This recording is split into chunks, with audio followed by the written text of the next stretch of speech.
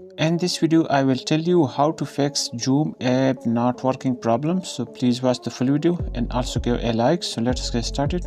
First of all, long press on Joom app and then tap on app info option.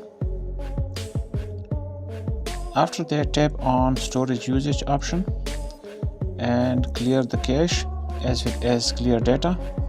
Now okay. Now the next step is go to Google Play Store if you are using Android, or App Store if you are using iOS, and here tap on search option. Now tap on search bar and search for Joom. Now tap on this and here you will see update button option. So update this app to the latest version. This will fix the issue of not working of Joom app. So hope this will help. Please give a like and also subscribe to this channel. Thanks.